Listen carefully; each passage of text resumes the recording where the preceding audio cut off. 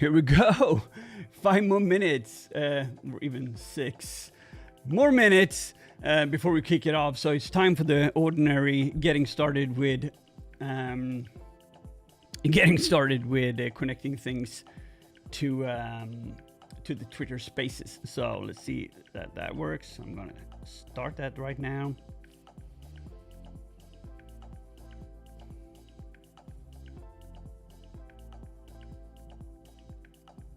Here we go. 5 more minutes, or even 6. Perfect, like so. Hopefully you all are having a little good time when you're joining in on this one, because hey, it's good times to be here. Awesome to see so many people joining in. If you can hear me and maybe some good old music over at the Twitter Spaces, give me a little bit of a hand clap so I know everything is working. That's kind of half of the thing that we need to do here to get things started. If that doesn't work, we'll try to figure things out. We are a few minutes away of kicking this off. It's a few more minutes, actually 3.5 minutes before this audiovisual experiment called Bounty Thursdays on air. It's going to end up in your ears, or on your YouTube, or on your whatever platform that you're listening on. So you can either join this over here, and you can join this on Twitter Spaces and engage. And it's really interesting because it's going to be a part of the community part where you can ask questions, and we'll add you as a speaker. And it's going to be a lot of interesting stuff that's going to happen later on. But you can also join us live and visually partake in this over at youtube.com/StokeFrederick. I can see that Kug joined in here, so I'm going to ask him to join us and request to add him as a co-host in this one, because Christopher Järkeby or Kug is going to be helping out today with answering your questions and doing a lot of smart stuff. So I'm going to add him here. I think I got that up and running. Perfect.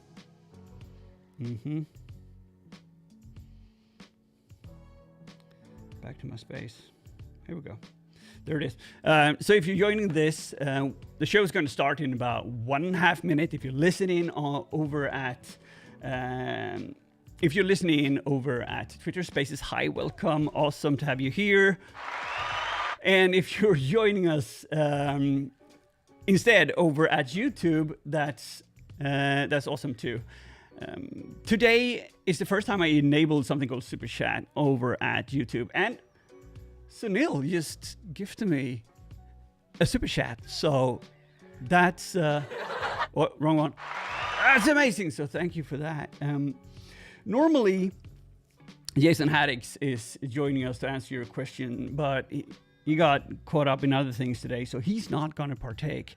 But I'm going to answer your questions, and I want you to either join me here as a speaker later on after the news segment, and or join me in, let's say, or just write something in the YouTube comments, and Kug will read that question out for you, so you will have a possibility to get your voice heard, and will help you out to answer any questions. Yeah, I might not catch every question, but I'll try my best to pick up the great ones. So get in the chat and ask some questions. That's how it is. So better prepare for that. Kug is with us here. 30 seconds to go. Then we're going to kick off today's show, which is going to be fun. And let's see what happens. Normally, last time audio broke, and I'm hoping that's not going to happen. Fingers crossed. So we'll see where we end up. We got 10 seconds. We got 9, 8, 7, 6, 5, 4, 3, 2, 1, and we're live. Hi and welcome. Thank you for joining Bounty Thursdays. Bounty Thursdays is a show related to the news and the community and the tools around the bug bounty and the offensive security space. So without any further ado, my name is Dirk and this is Bounty Thursdays.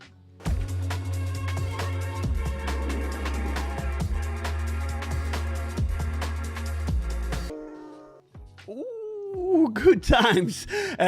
Today we got a bunch of interesting stuff coming your way. We're going to talk a little bit about news. We're going to talk about some cool tools that I like. Yes, and then we're going to have a call-in segment where you, the viewer audience, the community, the friends, the hackers, have the possibility to either ask your questions or just join in and have a really good time either in the chat, where's that happening over at youtube.com/DougFrederick, or you can join us here, I say here like that. I mean both places at the same time, over at Twitter Spaces. The easiest way to do that is either to go to twitter.com, find Stoke Frederick, and then join the space, or you can look through Spaces and you'll be able to find stuff there. Good stuff. So happy that so many people are joining in. That brings joy to my heart. But let's kick it off directly. News and fun times. Okay, first off, this show is sponsored by the amazing people over at Integrity. If you want to, hack some really cool companies like Intel here and get paid in euros, head over to go.integrity.com/Stoke and sign up. Hey, do that and start hacking on these companies today. But what I thought was really cool about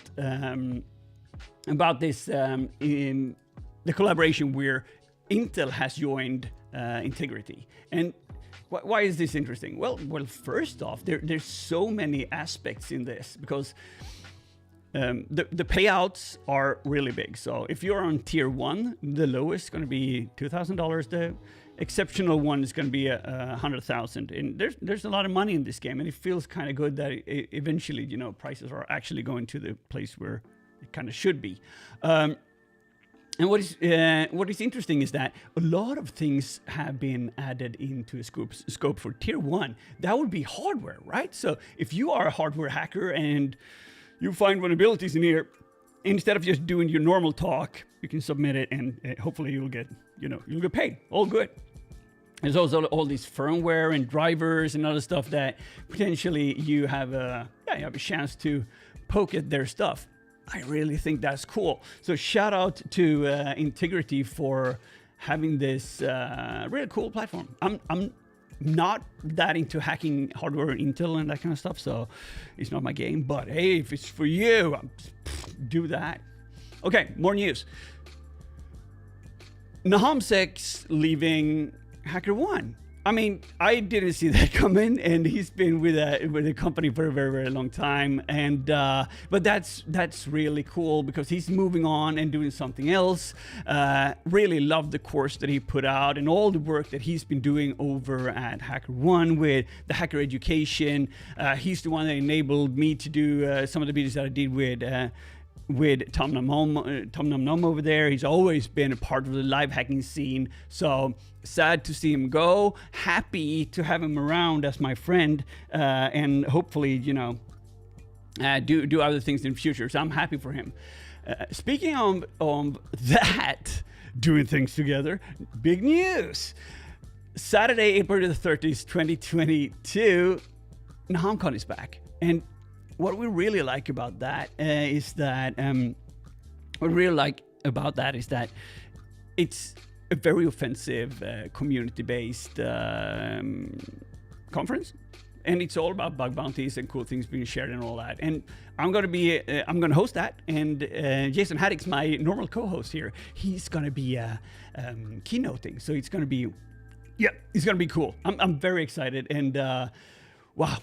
I can't wait for the list of people that are added joining in. You see that lineup. I can't talk about it, but you will eventually see it later down the road. Okay. A tool that I really like called Ferox Buster has been updated lately, and FerexBuster is like FFUF, but it's in Rust and it's fast and it has a lot of features that I think is really cool. And one of the latest things that's been added is the dynamic collection settings. And why is this cool? You might ask yourself. Well, in Burp, when you do content discovery, and it's going to run through, and then you have the opportunity to choose for backup files, or you can ask it to look for words that is collected and stuff, or enumerate like backup 1 or 2 and so. So let's say you're running this and it finds I don't know, a file and hits that one. Then if you add the collect extension or collect back as flag to this, that it's gonna try to enumerate over backup files, and that's just cool because it gives us the possibility to do a lot of things that happen inside Burp, but you can do it on your command line, so you can add that into your automation. So it's cool stuff. Speaking of word lists, Word List Weaver is a bash script that's fairly simple, but it's built upon a bunch of tools created by Tom Nom Nom, like Talk, Unfurl, and You got Corbin Leo's GAO, and then again, Wayback URLs by Tom Nom Nom. And what's interesting with this is that instead of you doing all that passing things through your tool, you can run this, and what it's going to do is going to visit, if you put it in a domain, it's going to go to Wayback URLs and look for all the stored historical data, and it's going to use Unfurl to look for parameters and stuff, and it creates kind of word lists for you on the fly. So if you don't feel like doing this parsing over and over again, you can use this tool, and it's fairly simple. And the HackerWiz has dropped that, so you'll just head over to github.com/thehackerwiz/wordlistweaver, and if that's your thing. I'm definitely big into word lists, so being able to find stuff that's available on a website is very interesting. So Garlix01 also created a tool called Reflector, and Reflector shouldn't be confused with the other Reflector that's a Burp plugin by, I'm gonna trash this. Yes, the other Reflector. There's a great Burp plugin. But what's interesting with this this other Reflector is that it's built upon Hackcrawler. So Hackcrawler, what it does, takes a command line and it's going to crawl that website and look for stuff. But now it's going to look for, if it finds any form, it's going to put some data in there and it's going to reflect back. So you have a chance to see if it reflects, and it's a part of your automation flow.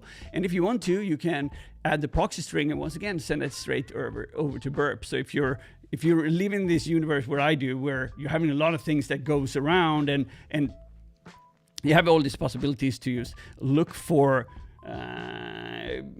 interesting entry points. Like that's why your automation is there, is to look for things for you, so you don't need to do it manually, but you need to manually audit the stuff that you had.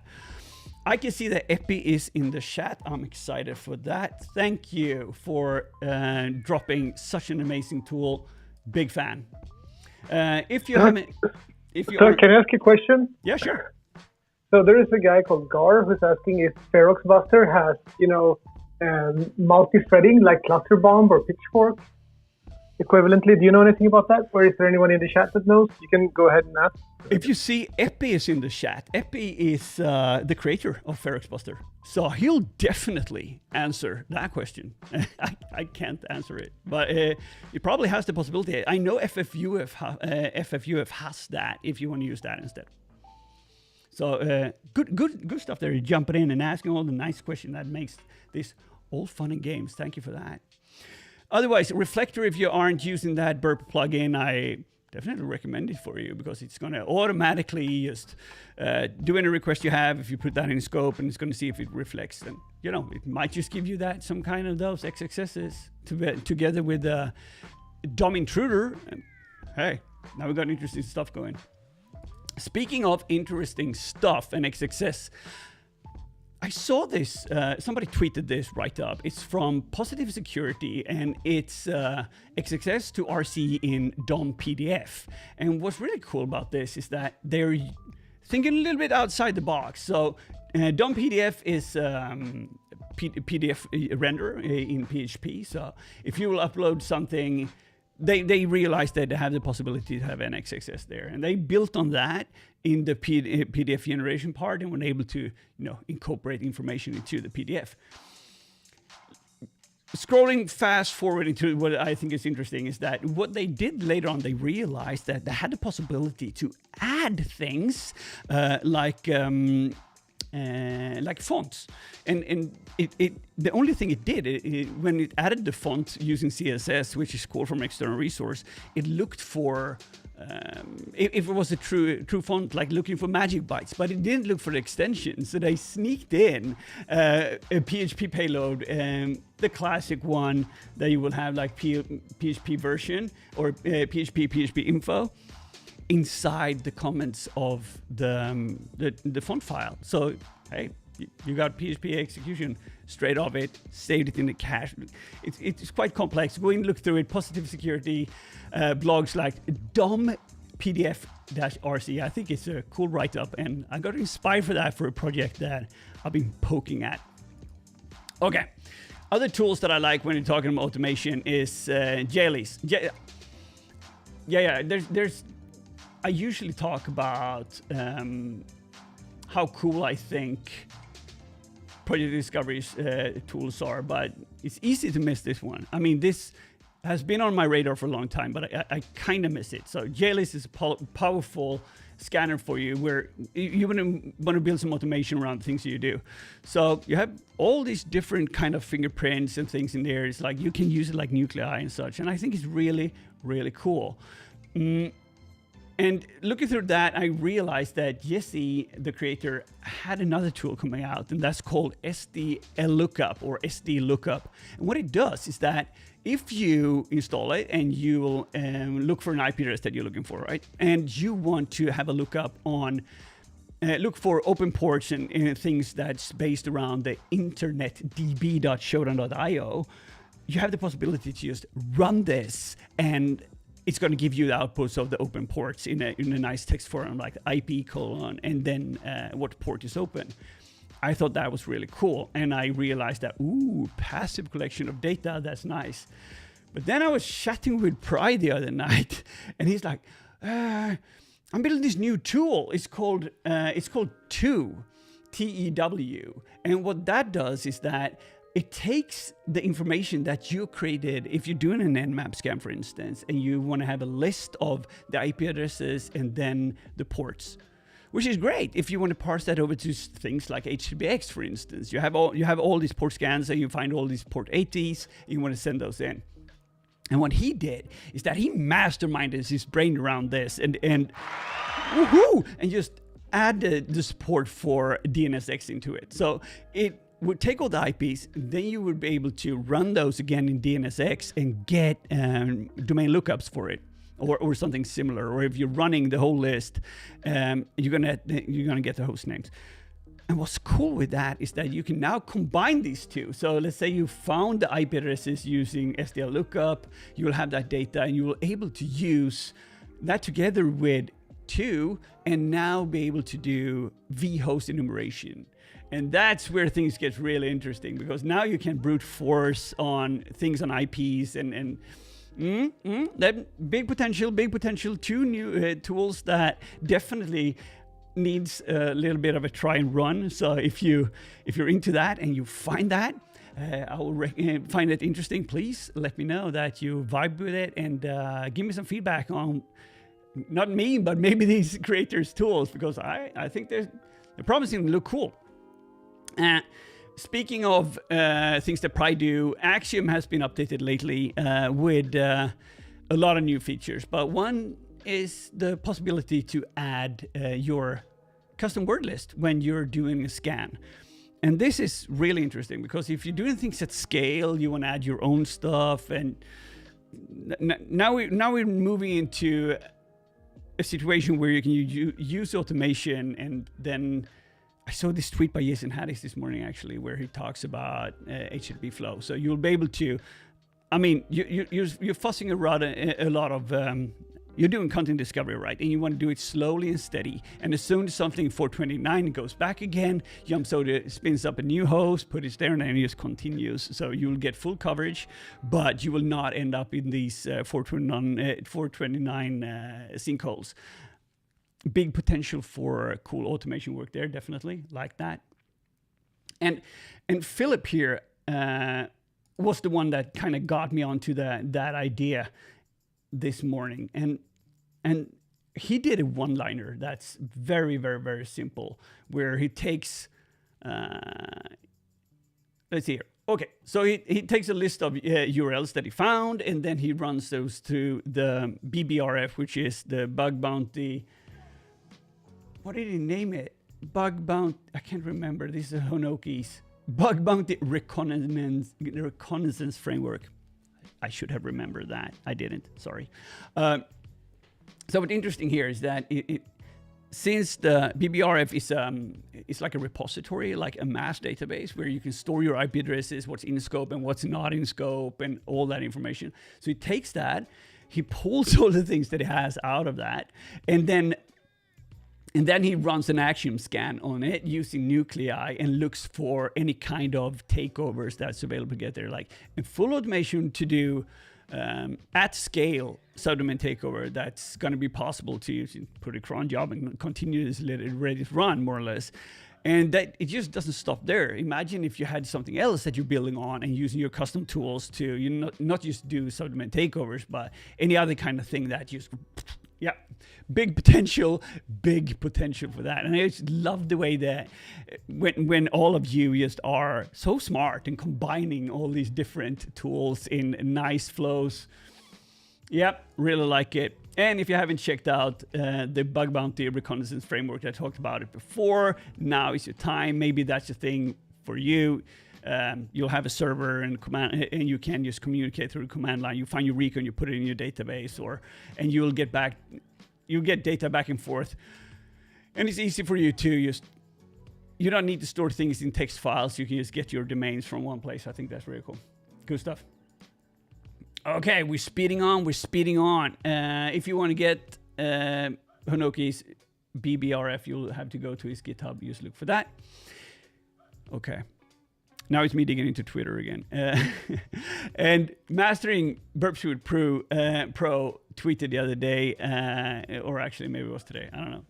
He tweeted that he stumbled upon a solution that Nupi had solved before, because Nupi wanted to extract content from Burp Intruder, because you're running this enumeration and you want to get a lot of information, and you find a lot of IDORs that you think is interesting, but then you don't want to manually just open each and every link and download whatever contents that's on there to see if it differs, or I don't know, maybe you want to exfil because you feel good about that. And that's usually stored, in the request returned inside a burp, and you don't want to copy paste. It's going to take a long time. So, yep, he wrote the script for it, which is pretty sweet, that he shared that gives him the possibility to download and get all that data. But then, a guard that's behind Mastering Burp Suite Pro, well, yeah, he's always going to take it to the next step. So there's going to be intro dumper that has the possibility to take all the information you have inside Intruder and just exfil that into a file, and then you can just have that on your file system and poke at it. I like that. It's just a teaser though. We haven't seen it, but I'm looking for. I'm nailing this one here. This is the F5 refresh kind of situation where I want to have that. That would be really, really cool. We're blowing through this like we're blazing by. That's good. Good tempo. Anyway, dude, you're fast. I am. I'm fast. But then again, time flies. I saw this video today with Rachel Toback, and let's just take a second and just bask in the awesomeness of this video here. I'm going to play a bit for you. So you agreed to get hacked? I am really safe on the internet. I don't open links that I shouldn't. I have a very, very low profile. I do not think I am a good target here. This is Jeffrey Katzenberg, a billionaire that they're going to hack.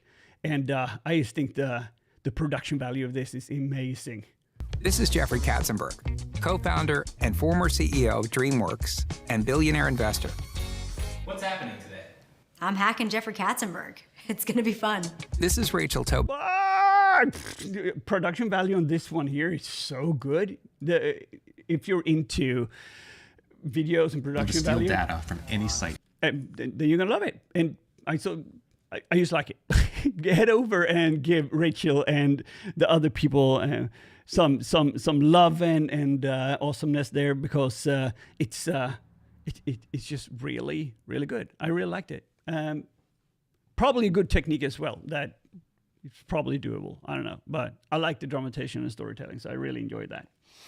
Okay, my friends, we are now in the situation where this goes from, hey, these are all updates from me when I'm talking about interesting stuff that I like to.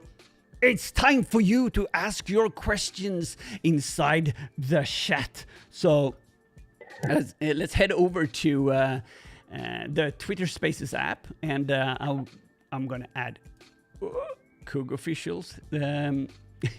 Wonderful Twitter handle there, and we have Coog with us. So, Christopher Coog, my man, have we got any questions that came in through the YouTube chat?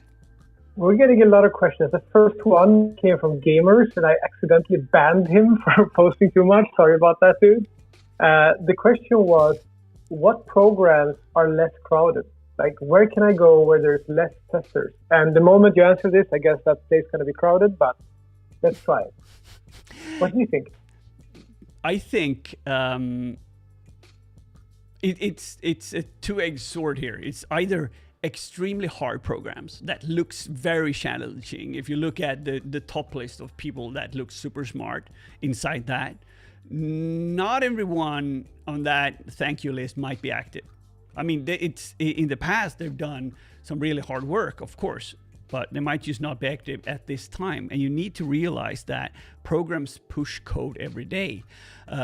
I don't think there is any easy answer that would say, oh yeah, you if you want to make a lot of money, or if you want to collect rep points, just head over to X program and start looking. I don't know, maybe an idea would be for you to go into Project Discovery Chaos and sort by scale. Like see some of the biggest targets. Like if there's a really big one, I guess there's going to be a server for you as well to poke at. So the bigger targets, the less attention they get per site. Something. That's kind of how I look at it. And then again, think about automation. A lot of people just blast through things, but if you specialize in a certain kind of, let's say that you're looking into a certain kind of framework, or you're looking into a certain kind of web service or something that you're really interested, fly over with that and see where that would end up. And maybe that would be enough for you to get started. That's my answer. That's cool. I think this ties into another question that just popped up from in Temasek, and that is how to find your first bug in 2020. And he also asked, how do I find CVs? And clearly that's up to preference, right? That depends on where you're looking. Absolutely, and what kind of stuff you're into. I mean, you can find CVs today. If you're looking for certain kind of things, you know, CV is still a CV. It's not all novel research. It's, I mean, you can stumble upon XXS somewhere and send that in. It's just a tedious process to get the CVs. But if you want to get clout, maybe there's another way to go. Okay, we got Delta here with a question, so we're gonna add Delta to the voice chat and see what happens. So I'm going to add as speaker. Let's see, we are now currently connecting. Delta, welcome to Bounty Thursdays on air. You are free to ask your question. Hey, Doc, is that the guy that I've seen on YouTube? If I believe correctly. Well, it is definitely. All right, sweet. So regarding getting CVEs and finding your first bug in 2020. Yes. As far as web frameworks go, I found a number of CVEs just by typing random things in cookie parameters and random things in input fields. And if you got like $15, I mean, it seems a little stupid to pay money to get, your internet clout, but a lot of the zero-day brokers will handle the CVE process for you if you're willing to pay. Also, you can contact CERT, the Computer Emergency Response Team, with the bugs that you found if the target is big enough. Mm-hmm. And they will assign a CVE for you after you go through some bureaucracy with them. Yeah, because I thought that was a tricky one, right? It took a long time to get through the whole process. But hey, apparently you got way more experience than me in that. But I think you have a point, Delta. I mean, going directly upstream, if it's corporation, if it's a proprietary thing you're doing, you can have a really tedious process. If you're doing open source, you get the CV pretty instantly because they're going to collaborate much easier with you usually. But with some companies, they need to protect their brand, then it takes a bit of more time to negotiate the impact and explain the bug a bit more because it's about defending the brand, right? So I won't use the name of the company, but it was a PBX manufacturer, okay? A private branch exchange system manufacturer. Found some stuff, was in touch with them, and since their hardware and their code is proprietary, it took, let me see, I started in November of last year and didn't finish until January of last year. Interesting. That's absolutely interesting. Thank you for that, Delta, and thank you for joining the show. I'm going to bring on the next speaker here, so have a good one. Yes, sir. See if I can. I don't want to remove you. I just want to remove you from speakers. Okay, perfect. Because I apparently kicked people last time. That is not my intention. So, who do we have next? I had a speaker that was asking a question, but it apparently dropped out. So, if you want to ask a question, now is your time to send that request in, and we will kick you off with the next one. In the meantime, Coog, do we have any of those nice YouTube questions that's going to give us? We got so many questions. I think one that I found was interesting was like, when do you start buying paid version of Burp? When do you stop going for community and start buying a version? I bought my version pretty recently when I started my own company. Prior, I had one from my employer, but like there's a limitation if you're doing only bug bounty, then right, there's got to be a moment when that happens, right? When you can afford it. Mm-hmm. For me, I mean, it sounds ridiculous, but there's two things that I really, really like about the paid version of Burp. One, I'm able to use professional plugins that I enjoy, and it gives me the possibility to just not live in a temporary environment where I actually can store things over time and get back to it. I have access to Burp Collaborator. But most of these things you can get fast anyway. And, my deal breaker in the beginning was to have an intruder that was fast enough to send questions in, but requests in. But now, Albino Wax has dropped Turbo Intruder that solves that. And you can do, instead of Collaborator, you can use Interact.sh. And there's so many things that you can use that will solve this. You can even buy, I think, Burp Bounty. They're celebrating right now, so head over to Twitter to Burp Bounty. You can add a lot of your own scanning automation in there. But I would say, if you get one $500 bounty, and why not buy a license, right? It's all up to you. But there are competitors on the market. They're just not there yet. But I wish there was more people. So this would be more like a competitive space, because now it's not really. Although, big Burp fanboy, but hey, that's how it is. Okay, got any more? Gar commented that the Burp search functionality is a game changer. I think that's a really good point. That's like, when you can start searching your history, that saves you a lot of time, and that's a paid feature. So That's a reason to buy it. Oh, I didn't know that was a paid feature. I use that all the time. So okay. Yeah. I don't use Community. It's like, yeah, okay. Community guy doesn't use Community, but I'm on the pro version, so that's kind of how it is. Okay. Last weekend we talked about this question. How do you stay motivated? Any suggestions? How you stay motivated? Well, it's quite simple. You do not. It's actually how it is. From time to time, you're going to end up in a situation where you're like, it's going to be something where I don't feel like hacking today. I'm extremely sad. My life is not worth anything. I'm an imposter. But then again, you wake up the next morning and it's going to be all good because your automation find a lot of cool stuff and you're like, I'm feeling great. And you know, that's how it is. It's the ebb and flow of bounties. That's what's happening. And you need to just accept that. Staying motivated is finding things that you find interesting, digging into those, getting bored, finding something else, and then digging into that. If you're like me. But if you're not like me, maybe there's another way for you to stay motivated. I'm currently adding Lucas Asidjen as the speaker here. We'll see if we can join us in. There we go. Hello, Lucas, and welcome to Bounty Thursdays on air. Do you have a question? Of course it is, Doug. Nice to see you. Nice to see your show. And nice to have it on air. Finally catching you while you are live, which is amazing. Awesome. Thank you for joining in. No worries. All good vibes. So you told me a question, or not me, but Twitter Sphere a while ago about, I think it was pen testing versus bug bounty. Yeah. So do you think it's the same thing or totally different? Can you repeat that again?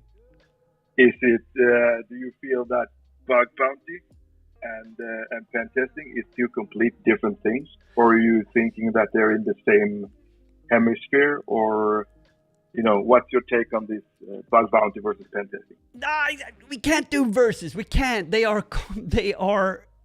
It's two things that accompany each other. The one doesn't replace the other one, and it is because you might just be doing pen testing for compliance, and you might just doing it for different kind of things. For me personally, I think pen testing sometimes is like you have to check the boxes, you have to deliver certain things, while bug bounty is more lean to business impact on certain things. You will impact the business in different ways. So I wouldn't say the one thing replaces the other, but they are definitely two things that work together. It's like burgers and beer. I mean, it just gets better when both are executed at the same time. So that's my take on it. It's different mindsets because pen testing, you're maybe following a defined methodology in a report, writing script, how you're supposed to do things. Maybe you have different teams, and you're also time-based. It's like, okay, you got 40 hours to do this. You don't have time to do maybe all the fun research that takes over time and runs a scale. I know Kug and I talked about this this morning. So, Kug, do you have anything to add to this? Sorry, I was zoning out in the chat there. We talked about Log4j. So what was the question? The question is, if you do you compare bug bounties to pen testing? That's the real question. For me, I say they don't. How do you say it? They don't cancel each other out. They complete each other. I'm finishing a report on a pen test right now, and I feel like I got so little coverage. Bug bounty has much better coverage on much wider coverage. Yeah. While I go in depth, I'm doing stuff that I normally wouldn't have time to do on a bug bounty because I'm dedicated to one single target, a few input fields going hard, and I'm finding 0 days there. But that's something I could never do on a bug bounty program. I would just go shallow, frankly. Exactly, and that's the follow-up question to that one is: do you think a bug bounty hunter can conduct a pen test? Well, it depends. Or vice versa. It depends on let's say the cool thing with bug bounties, though, and this is just my humble opinion, is that you can specialize. You can be really, really good at one thing. You don't need to be have breadth. You can have extreme depth in one area. So it could one pen tester do the exactly job as one other bug bounty person? Well, you kind of need to be good at some kind of pen testing. If you want to do bounties anyway. So I would say it depends on the person, if you and their experience and age. All right, cool. I totally agree with you, Doug, and thank you so much for having me on the show. Thank you. Have a good one, and I'll see you around. You're on, man. Let's see here. We got Pink Draconian on, so welcome, my man. And hello. Yeah, I heard you were talking about penetration testing versus bug bounty, and I think that's a super interesting topic, of course, because I feel like companies need the both of them. A company these days, if they just conduct a penetration test, they're not secure, and the company, in my opinion, can't really go into bug bounty without having done penetration tests first. So you really need a good mix. This is my opinion on that topic. I just wanted to chime in there. I think it's great. I think it's awesome. Thank you for adding that. And you have experience of both, right? So I definitely I enjoyed that you stepped in and joined the conversation. Thank you so much. And thank you for all the videos that you're putting out. If you aren't already following Pink Draconian, do please follow his YouTube. Feel free to pitch yourself if you feel like it. Okay, yeah, perfect. No, I make YouTube videos about all kinds of security-related stuff. We go through challenges, we do all of that kind of stuff. And I'm currently also working at Integrity, so a bug bounty platform where we do all kinds of things bug bounty related. We also make a ton of videos, content for you guys to learn. And I mean, we love Stuck and what Stuck is doing as well, because his content is really bringing up a new generation of bug bounty hunters or people interested in cybersecurity. Like, obviously, not everybody has to become a bug bounty hunter, but just that interest and that passion, I really think Stuck brings that out in a lot of people. So thank you as well. And thank you for Integrity for sponsoring the show. Very happy for that. So I'm going to remove you as a speaker now, and we're going to add Monkey. Let's see here. Here we go. Monkey Mind. Slowly connecting.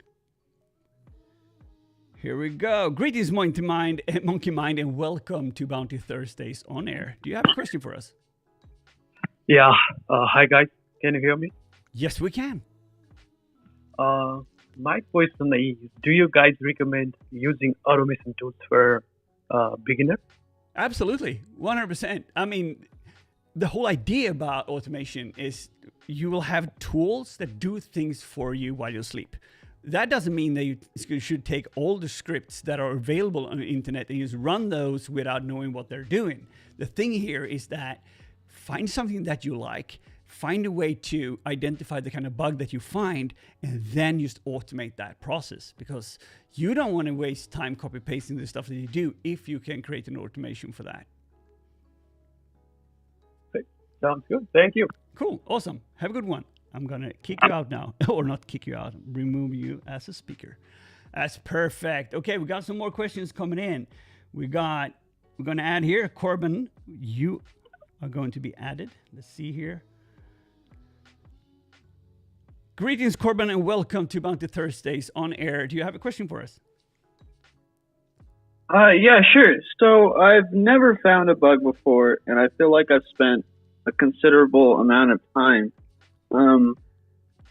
At what point do you think that, like, I should move on? If, like, maybe I'm not, like, geared towards finding these bugs. Like, I worked in networking and IT, but I just feel, I don't know, kind of disheartened, unmotivated when trying to find bugs, especially since I've spent quite a few sleepless nights staring at computer screens doing it. I guess I can relate. I understand the feeling, the frustration. And I would say, what is a decent amount of time? How long? 2 weeks, 3 nights, a month, half a year?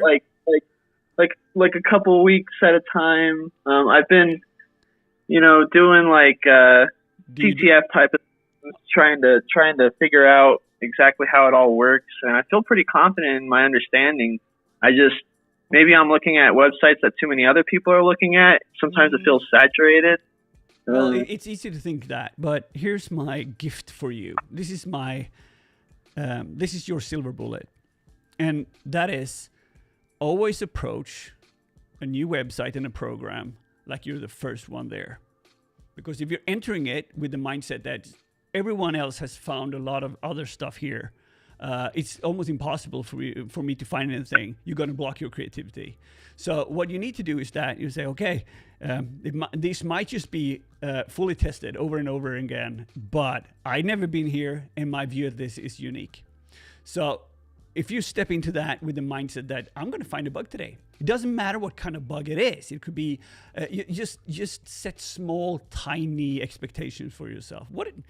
I need to ask though, what's your favorite bug class? What are you really focusing into?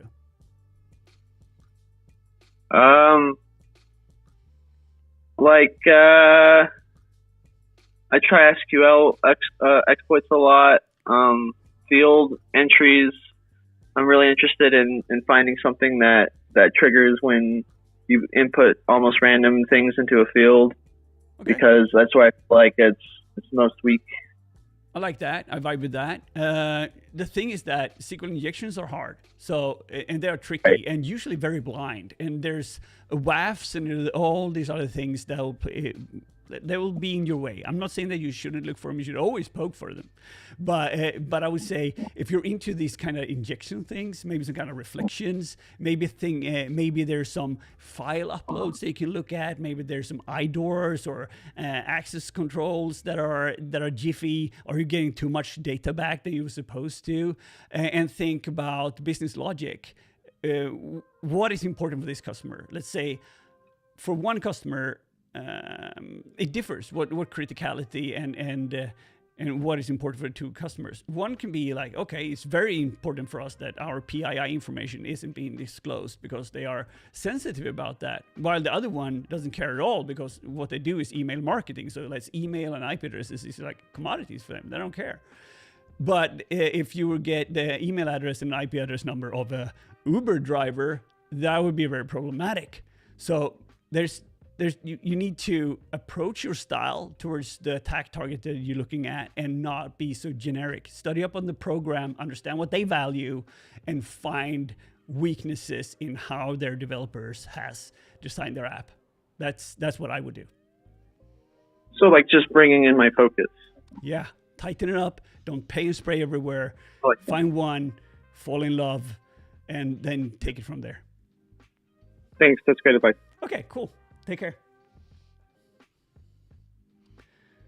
Kog, my man, do we have any YouTube? We're arguing right now. This is interesting. So Shivam Kapoor has a question, and that is, if you have a large scope, like with a lot of hosts, and I think this is coming from a PENTEST perspective, but how do you deal with a huge amount of hosts and trying to discover those in a reasonable amount of time? How much time do you spend on the individual ones? I'm trying to answer the question. Maybe you have a take. Well, it depends. If there's a huge scope, what you need to do is to identify your funnel, because let's say first, let's imagine, for instance, that you're looking at this target and they have 8,000 subdomains of something, and you do a flyover by just looking at those IP addresses. I did this. I did this the other night. So what I did is that I came up with a situation that I had somewhere around 6,000 subdomains that was on the root domain. All of them is a star scope domain, so there's a lot of things in there. Next step would be for me to just try to brute force, but I realized quite fast that they also were having a wildcard situation where, I might just end up in a situation where I'm getting a reply from the same IP at the same time. So I had like 1,000 of those were like IP addresses of the same. So what I ended up in the end was that I focused on a certain stack that I liked, and then I just broke it down. So I went from 6,000 to 193 that I think is going to be interesting, that I'm going to look into. And then the next part of the recon process begins for me. It's looking at JS files, if there's any web archives available, and what kind of responses am I getting back, and then gracefully just going through. And then just taking notes, and if I'm doing the main site, and I can see that it's doing requests to these kind of IPs that are already collected, is there something there I can build on further? But that's my methodology when it comes to breaking it down. It's like you have to break it down, because it's like, how do you eat an elephant? You eat it a piece at a time. That's kind of how it is. And it's very, very easy to get extremely overwhelmed. Yeah, I was recommending doing some kind of vulnerability scanning using a vulnerability scanner if you have a large scope in pen testing that sort of gives some kind of perspective of what's broken and where. But what you talked about, specifically going to what you like and going to your own energy, I think there's something interesting about that. For a while, I was really into OpenID and exploiting, these kind of IDP servers. Yeah. And like that, I had a bunch of vulnerabilities that sort of worked. Like you had this open redirect combination with this and this. And then I was looking for those like is subdomain IDP, OID, is it something that could relate to my thing? Is this, remember when I did F5 and hacked F5? So I was looking for those. Yeah. Where's the F5 goes? Yeah. Definitely. And I think that's important to understand that if you're doing bounties and you're doing pen testing, it depends on what you do. But I always try to say that follow your heart's desire. Like the thing that makes you happy, do that. If the grind is killing you, don't do it. Like it's that simple. You don't have to. So do the things that you love. Life is too short to deal with things that doesn't. It's going to be all this feng shui doesn't spark joy kind of thing. But that's how I feel about it. That's my kind of vibe. Okay, we got room for a bit more questions. I'm gonna ask. I'm gonna add. But here. Let's see here. Hang on. And we are connecting. Good times. Hi, Bat. Welcome to Bounty Thursdays on air. Do you have a question for us?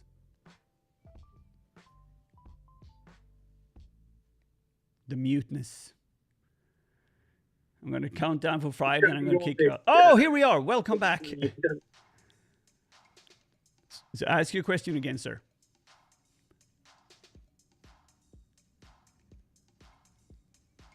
That didn't end up so well, so I'm going to remove you. Bye.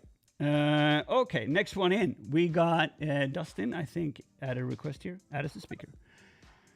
Greetings, Dustin. Welcome to Bounty Thursdays on air. Do you have a question for us? If so, feel free and unmute yourself and ask that question.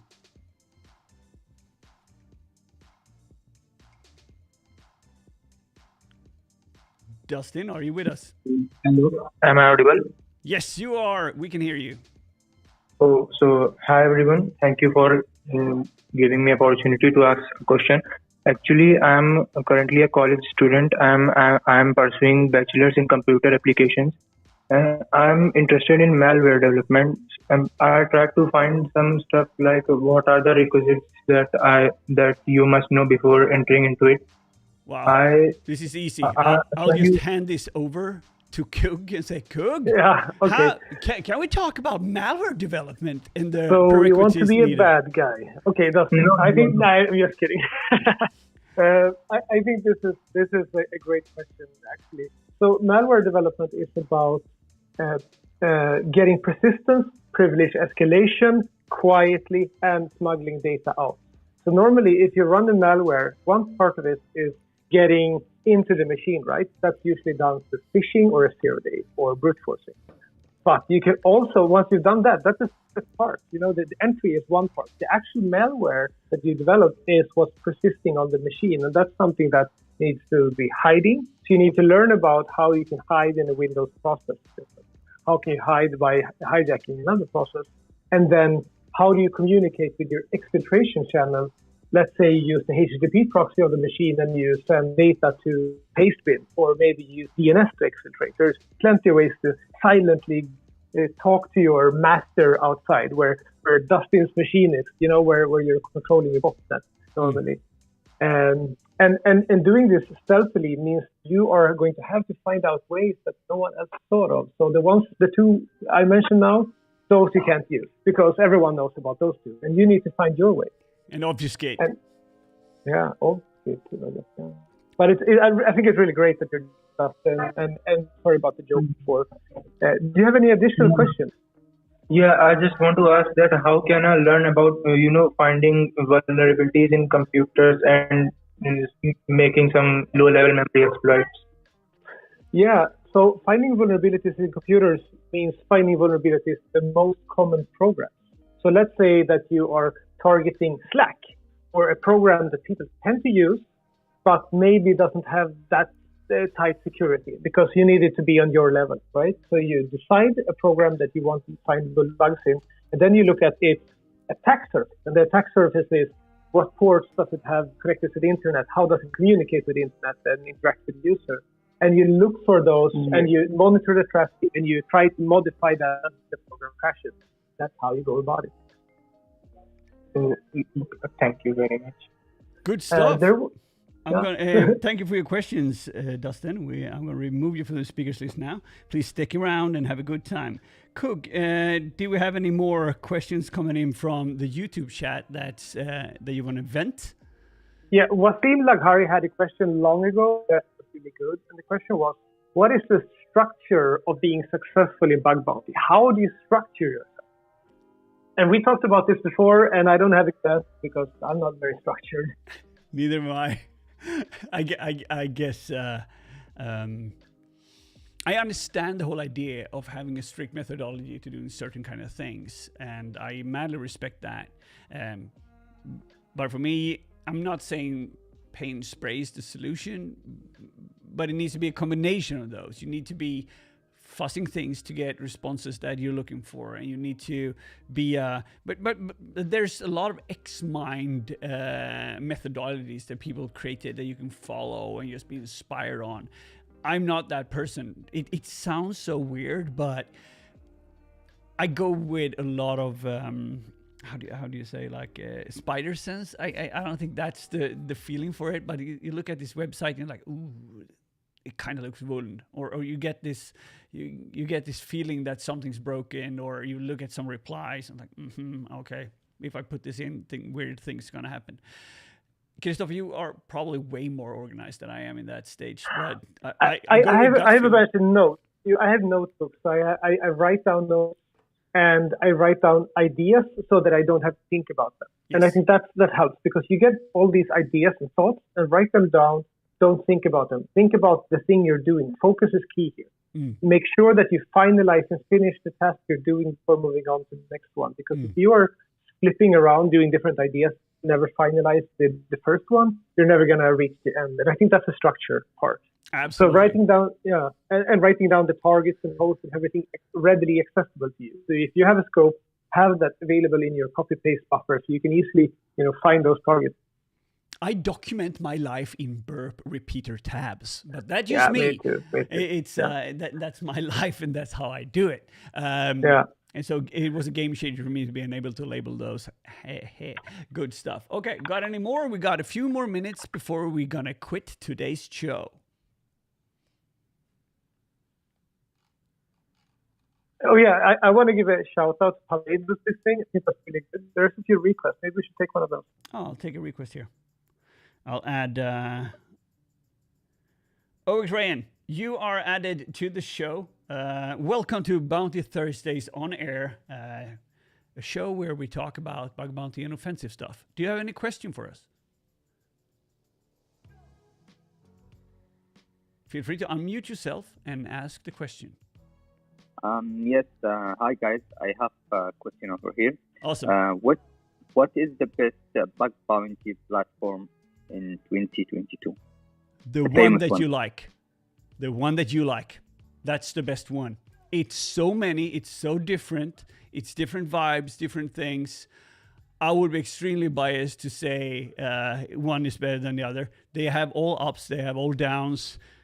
I mean, maybe you want to have invoicing sent in euros, then you go for integrity. Maybe you want to have live hacking events, then you go for HackerOne. Maybe you want to do, maybe you want to have some vetted tests that's different and maybe not that crowded, or you like to hack corporate accounts, then you go for Synac, or you just want to, I know, poke at some really cool targets and get super, super, super good, make it right, support you, and then you go for BugCrowd. They all have their perks. They're all, up and down. There's so many. You choose the one that's best for you. But then again, diversify. Sticking on one platform, dangerous. That's it. Okay, thank you for that one. I'm going to remove you as a speaker now. Thank you. Awesome. I got Rest here. Rest, are you around? Oh, that's a cool cat. I'm going to add you as a speaker. Rest, if you are around, feel free to ask your question. You are added as a speaker. Welcome. Hello. Greetings. How's it going, everyone? So good. We're having a good time here. I hope With you have it too. With that. Yeah. Yes. I guess my question is, I have a lot of questions, but I'll narrow it down to one. You can have two. We got 5 minutes. Two. Just a little bit about me. I've been doing the Web Security Academy for quite some time now. Nice. I've gotten kind of halfway through it, and I've decided that I'm going to start attacking some things now. That's right. Naturally. But I've gotten to the point, and I don't know if other beginners have gotten there too, where you can kind of see that an exploit is possible, but you still don't have the skill to do it properly. Yeah. That's where you collaborate. Exactly. That's my question. How would I best start collaborating with people? Simple like this. One way to do it would be if you're hanging out in the same forum or somebody, you see that, you know that person in your Twitter feed that always like are around, approach them, or maybe you're in some kind of Slack or Discord and you say that I have this thing. If you want to work on this and exploit it together with me, let's split 50-50 and see where it goes. I mean, if we pop it, we pop it. Because what you're doing there is you're offering whatever you have been working on, and you're giving them the possibility to partake in that. And you're saying, if we pop it together, you can have half. If somebody approached me with that, saying, I have something that I've been cooking on. Let's say I've been working on this XML thing, and I haven't been able to exfiltrate it. I'm willing to share the bounty 50-50 with you if you help me pop it. I'm like, absolutely. But if you come to me and say that, you want to hack together? I'm like, on what and when? What? Where? Who, what, when, where, why? Yeah. Got it. Having a friend is worth money. Like right now, having a friend who can help you out with bug is worth so much. So doing that and being generous there can really get you closer to something that can help you, and that's awesome. Yeah. We have Hamid requested. Oh, Hamid. Okay, Rest, thank you for that question. Please stick around. I'm going to move on to Hamid. Thank you. And thank you. And we'll do like this. Hamid, I'm going to add you. Here we go. Okay. Hamid, you're added as a speaker. Welcome to Bounty Thursdays on air. Feel free to ask your question. Oh, just kidding.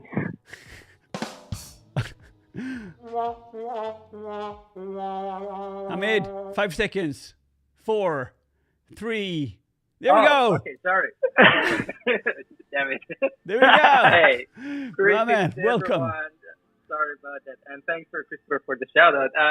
I'm just gonna make it very quick because I realized I just jumped in late to your party. Yeah, bring I it. just wanted to mention one quick point to those people who are seeking to find stuff and do the bounties. I don't do it actively myself. I never done it, but I do come from a long life of like pen testing and finding bugs. Thank you. you. So my shameless plug here would be that a lot of people are competing against the same bugs, same tools, same workflows. Yeah. My quick 2 cents would be, if you want to find bugs and report stuff that will be winner and no one else has found and reported, and you don't want to be dealing with competing, you should avoid following the workflows, tool chain, setups, guidelines that everyone else is also reading and sticking to.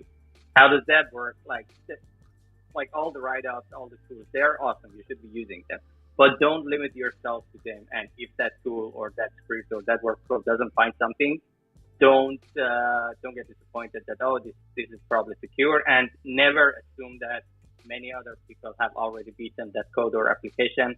So it would be pointless for you as a beginner or even as a professional to poke that software because you assume it's obvious that 100,000 other people have already looked at it. So if you do, you will probably not find anything. That's the worst assumption that people would make. And Yes. I have lost count of many times that I've looked at like giant softwares and products that you would assume there is no way you're going to find those kind of bugs and those stuff on websites or products. And you go there and you get surprised that how the hell this thing has never been reported or no one has looked at it for the past 5-10 years. And then there you go. So in summary, just follow the basics, but don't stick to them, and don't be afraid to think outside of the box, and go read the code if possible. If you find like open source alternatives of what you're poking, if they're using some commercial software that you can get and decompile or disassemble, or if it's an open source product that you can find a copy and bring up a clone of it yourself, do that instead of, I don't know, bashing it some automated tools and following, try to find like advisories that are previously reported and everyone else has already looked at it. That's it. I mean, I'm lost for words, Hamid. I'm having a little bit of ghost bounce here. You summed it up. That's it. Stick. See where everybody else is going and go the opposite way, but follow the well-walked path and just understand how things work by make your own trail. Very, very good feedback, and thank you so much for taking your time and sharing that with the community. Very grateful. Thank you. And with that said, we're gonna leave Hamid's a great explanation here on how you would do things from a pentester's perspective and find cool stuff. We're gonna leave with that. So Cook, we're gonna wrap up today's episode a bit, and do we have any last things that you want to roll through the chat, or should we make a little bit of a close-up here? All right, I just want to say this, good vibes. So good vibes only, that's the way. That is absolutely the way. I'm so grateful for everyone that joined in today, and it's hard to express how happy I am that I have this possibility to have a conversation with so many awesome people like you around me, and have been so blessed to have people like Kug or Haddix or Nahamsek, whoever joins this adventure and you know, helps the next generation and ourselves to be more cyber aware and, you know, have a good time. So thank you so much for listening in today. Feel free to watch the replay over at youtube.com/DopeFrederick, or you can find us in Twitter Spaces. Until next time, I will see